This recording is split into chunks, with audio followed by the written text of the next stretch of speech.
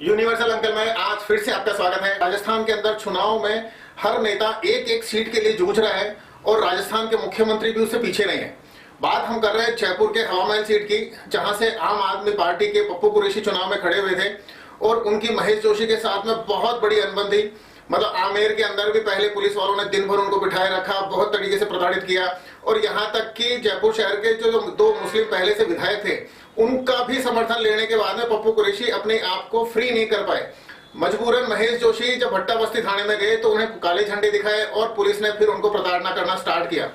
अब ऐसे में राजस्थान के मुख्यमंत्री जो बड़े बड़े दिग्गजों से मुलाकात नहीं करते, वो अपनी इस एक सीट से भी खतरे में पड़ रही थी। आम आदमी पार्टी ने पप्पू कुरैशी को टिकट देकर पूरे के पूरे हवा महल में त्रिकोणीय मुकाबला बना दिया,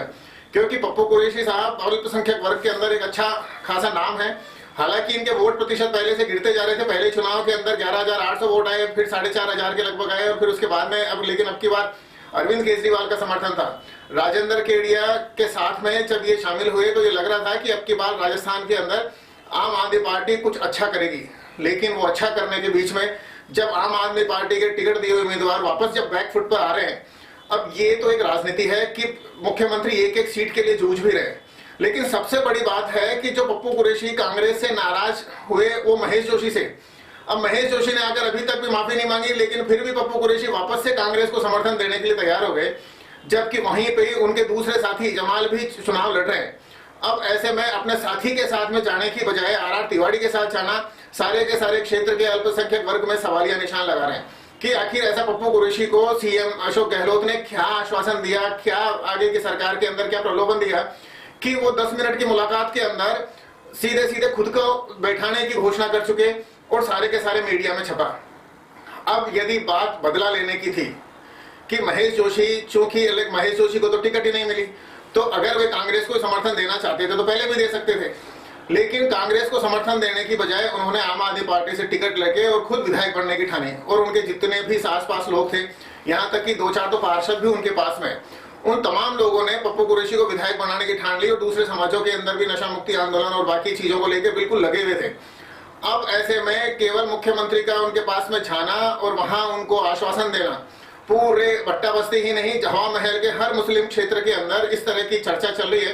कि मुख्यमंत्री ने क्या चीज दी, क्या आश्वासन दिया, या ऐसा कौन सी चीज दी जो, क्योंकि पैसे की तो कहीं कोई कमी है नहीं,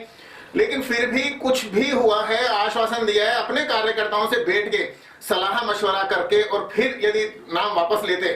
तो शायद पप्पू कुरैशी को इतनी फजीहत का सामना नहीं करना पड़ता। लेकिन आज के बाद कभी भी पप्पू कुरैशी यदि पार्षद का चुनाव भी लड़ना चाहें या किसी को लड़वाना चाहें तो क्षेत्र की जनता यही समझेगी कि कहीं ना कहीं कोई मुख्यमंत्री, कोई मंत्री आकर कुछ ना कुछ रेवड़ियां अगर दे जाए, बात कर जाए, आश्वासन दे के चला जाए, तो पप्पू कुरैशी अपने उन पार्षद लोगों के उम्मीदवारों के नाम भी वापस ले सकते हैं। अब राजस्थान की राजनीति एक एक सीट के ऊपर जूझ रही है, क्योंकि मुख्यमंत्री अशोक गहलोत द्वारा दिए गए पुराने बजट के अंदर जितने भी रेवड़ियां थी, अब जनता लगभग उससे परेशान है। यहाँ तक कि मुस्लिम मतदाताओं को भी जब फ्री के मोबाइल नहीं मिले और लंबी लंबी लाइनें लगी महारानी स्कूल में, खंडेलवाल में, हर जगह, और मोबाइल नहीं मिले तो मुस्लिम महिलाएं भी नाराज थी। पप्पू कुरैशी को समर्थन की बहुत अच्छी खासी हवा चलने के लिए थी, लेकिन पप्पू कुरैशी को कौन सा आश्वासन मिला ये तो खुद पप्पू कुरैशी बता सकते हैं। हमने उनसे संपर्क करने की कोशिश की तो उनका फोन लगातार बिजी चलता आ रहा था। हम पप्पू कुरैशी के भी व्यूज आपके सामने जरूर रखेंगे, लेकिन राजस्थान की राजनीति के अंदर मुख्यमंत्री अशोक गहलोत के इस तरह के सीट पर जाकर आश्वासन देना या कुछ जो पर्दे के पीछे है वो तो ये दोनों ही लोग जानते हैं, लेकिन वापस बैठना ना सिर्फ राजेंद्र केडिया, ना सिर्फ आम आदमी पार्टी, ना सिर्फ अरविंद केजरीवाल, ना सिर्फ आम आदमी पार्टी के छोटे छोटे जो कार्यकर्ता बने हुए थे जो आश्वस्त थे कि कम से कम जयपुर में एक सीट हमारी आने वाली है, वो सब आज आम आदमी पार्टी के प्रदेश कार्यालय में बैठ के और मातम मना रहे हैं। इसका श्रेय किसको जाता है ये तो हमारे दर्शक ही तय करेंगे। आपने यदि चैनल सब्सक्राइब नहीं किया तो तुरंत कर ले, बेल आइकॉन का बटन जरूर दबा दें। आपको वीडियो किसी के माध्यम से मिला तो उन तमाम लोगों के पास पहुंचाएं जहां राजनीति के ये दिग्गज लोग छोटे छोटे लोगों को किसी भी तरह से बिठाने की ठान रखी है कि या तो चुनाव लड़ो और या चुनाव मत लड़ो, ऐसा कोई भी नहीं सोच पा रहा। आरएलपी के लोगों को बिठाया, आम आदमी पार्टी के लोगों को बिठाया, आखिरकार राजस्थान में फिर से वही बीजेपी, वही कांग्रेस, वही नागनाथ, वही सांपनाथ, इन्हीं में से किसी को आगे आना है और इन्हीं में से किसी को सरकार बनानी है। व्यवस्थाएं बदलेगी या नहीं, चुनाव के अंदर लगभग मतदाता उदासीन है कि किसी की भी सरकार आए, हमारे को तो ऐसा ही चलना है।